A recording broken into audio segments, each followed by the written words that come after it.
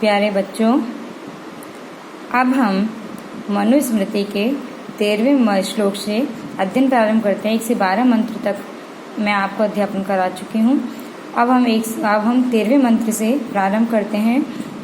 अर्थ कामेषु असक्तानां धर्म ज्ञानम विधीयते धर्म जिज्ञासमाना नाम प्रमाणम परमम श्रुति ही। देखिए, इस श्लोक में मनु कहते हैं कि धर्म मतलब कि धर्म के लिए परम प्रमाण क्या है। इस कथन को व्यक्त करते हुए कहते हैं कि अर्थ कामेषु असक्तानां, यानी कि अर्थ कामेषु अर्थ और काम में, असक्तानां आसक्ति से रहित लोगों के लिए धर्म ज्ञानम विधीयते धर्म ज्ञान का विधान किया जाता है। यानी कि जो व्यक्ति अर्थ और काम में आसक्ति से रहित हो जाते हैं उन लोगों के लिए धर्म ज्ञान का विधान किया जाता है। धर्म जिज्ञास मानाना, यानी कि धर्म जिज्ञास मानाना धर्म और की जिज्ञासा करने वालों के लिए, धर्मम जिज्ञास मानाना कि धर्म की जिज्ञासा करने वालों के लिए ही परम प्रमाणम श्रुति, परम प्रमाण श्रुति है या श्रुति ही परमम प्रमाणम, श्रुति यानी कि वेद ही सर्वोत्तम प्रमाण है। दोबारा देख लीजिए इस श्लोक को एक बार। अर्थ कामेषु असक्तानां कि अर्थ और काम में आसक्ति से रहित लोगों के लिए धर्म ज्ञानम विधीयते धर्म ज्ञान का विधान किया जाता है।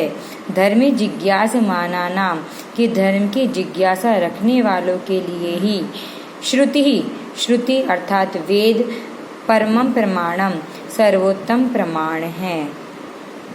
देखिए, 4 प्रकार के पुरुषार्थ बतलाए गए हैं। धर्म, अर्थ और काम मोक्ष। इनमें भी कहा गया है कि जिन व्यक्तियों के अर्थ अर्थात धन, काम अर्थात संभोग के प्रति रुचि नहीं है उन लोगों के लिए ही धर्म ज्ञान का उपदेश देना चाहिए।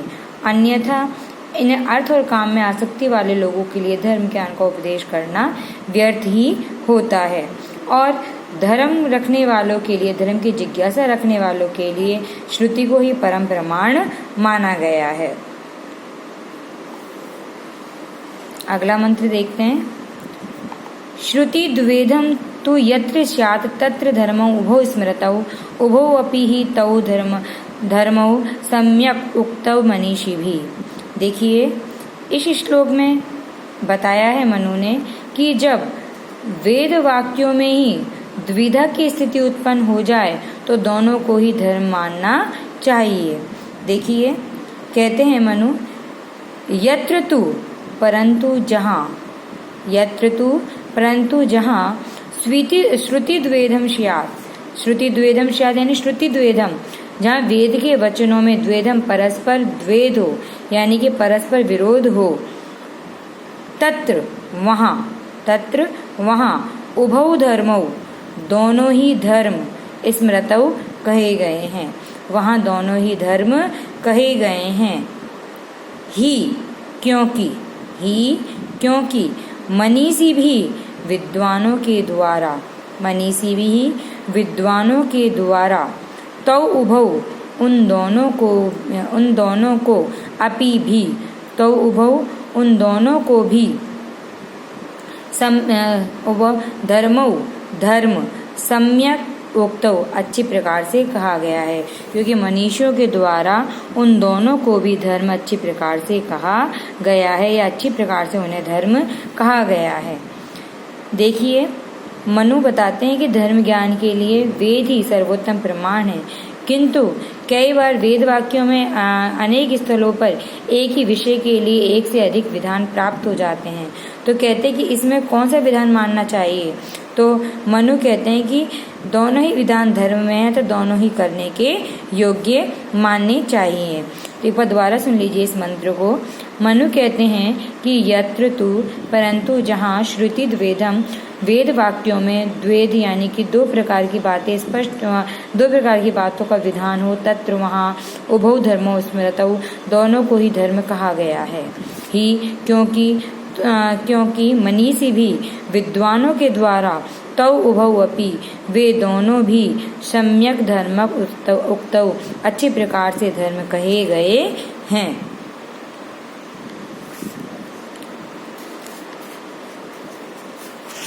अगला मंत्र देखते हैं।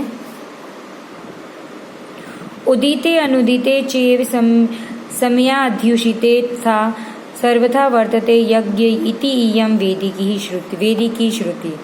देखिए, इस श्लोक में मनु वेद वाक्यों की द्वैधता को ही स्पष्ट कर रहे हैं। कहते हैं कि उदिते सूर्य के उदय होने पर, अनुदिते और उसके उदय नहीं होने पर ही, तथा समया अध्युषिते यानी कि मध्याह्न में, समया अध्युषिते यानी कि मध्याह्न यानी सूर्य अरुणोदय के समय। कहते हैं कि सूर्य के उदय होने पर, उसके उदय नहीं होने पर, उनके मध्य में क्या आता है? अरुणोदय होता है। कि उनके मध्याह्न में अरुणोदय होने पर ही सर्वथा यज्ञ वर्तते, सर्वथा यज्ञ करना चाहिए। इति इयम, इस प्रकार से, इयम यह वेदिकी श्रुति, वेद विषयक श्रुति है। दोबारा सुन लीजिए इस मंत्र को। मनु यहाँ स्पष्ट कर रहे हैं, जब श्रुति द्वैध हो यानी कि वेद वाक्यों में दो प्रकार का विधान हो, तो कहते हैं यज्ञ कब करना चाहिए। इसके लिए मतलब 3 श्रुति वाक्य, वेदों में 3 प्रकार के वाक्य प्राप्त होते हैं कि सूर्य के उदय होने पर यज्ञ करना चाहिए, सूर्य के उदय न होने पर यज्ञ करना चाहिए और मध्याह्न में यज्ञ करना चाहिए। अब यजमान के सामने प्रश्न उत्पन्न होता है कि कब यज्ञ करें। तो वैसे भी इन तीनों वाक्यों में परस्पर विरुद्धि हैं कि कोई वैदिक वाक्य कहता है कि उदित के सूर्य उदय होने पर यज्ञ करना चाहिए, कोई कहता है अनुदित सूर्य के उदय नहीं होने पर करना चाहिए, कोई कहता है समयाध्युषिते यानी कि जब सूर्य उदय हो रहा हो यानी उदय भी नहीं हुआ हो और उदित भी हो रहा हो यानी कि उसके मध्याह्न के समय, अरुणोदय के समय यज्ञ करना चाहिए। तो कहते हैं कि इनमें वास्तव में इनमें कोई विरोध नहीं है, अपितु मनु का कथन है कि तीनों ही वाक्य वेदों में प्राप्त होते हैं और तीनों ही वाक्यों को सर्वथा मान्यता प्राप्त है। अब यह कर्ता की इच्छा पर निर्भर है कि वो किस काल में यज्ञ करें। इस प्रकार से मनु इस श्लोक के माध्यम से स्पष्ट करके कह रहे हैं कि वस्तुतः वैदिक वाक्यों में विरोध नहीं है, अपितु कर्ता को ही अपनी इच्छा के अनुसार जो भी उसके समय अनुसार जो सही बैठे उस वैदिक कार्य को उसको करना चाहिए। दोबारा सुन लीजिए एक बार इस मंत्र को। उदिते अनुदिते चेएव, सूर्य के उदिते उदय होने पर, अनुदिते उदय नहीं होने पर, तथा और समय अध्युषिते और मध्याह्न अर्थात अरुणोदय के समय सर्वथा यज्ञ वर्तते इति, हमेशा यज्ञ करना चाहिए। इयम यह वेदिकी श्रुति यानी कि वेद विषयक श्रुति है, ऐसा वेदों में कहा गया है। यह आपका यहाँ स्पष्ट हो गया है। अब अगला मंत्र देखते हैं, अगला श्लोक देखते हैं। निषेक आदि शमशानान्तो मंत्र ही यस्य उदितो विधि तस्य शास्त्रे अधिकारो अस्मिन् ज्ञेयो न अन्यस्य कस्यचित्। देखिए, इस श्लोक में मनु कहते हैं कि धर्म शास्त्र के अध्ययन का अधिकारी कौन है। इस तथ्य को स्पष्ट करते हुए कहते हैं कि यस्य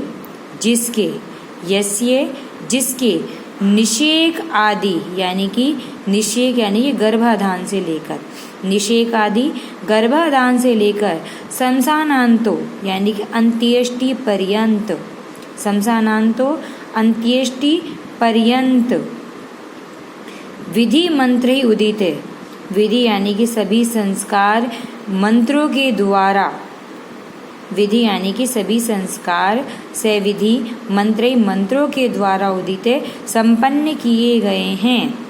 तस्य उसका अस्मिन् शास्त्रे इस धर्म शास्त्र में, तस्य उसका शास्त्रे यानी कि अस्मिन् शास्त्रे इस धर्म शास्त्र में अधिकारो ज्ञेयो अधिकार समझना चाहिए, न अन्यस्य कश्चित् किसी अन्य का नहीं।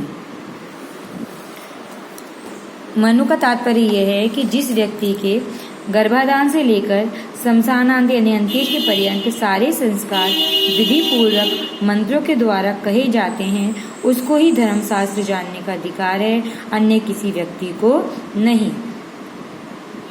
इस श्लोक को एक बार दोबारा सुन लीजिए।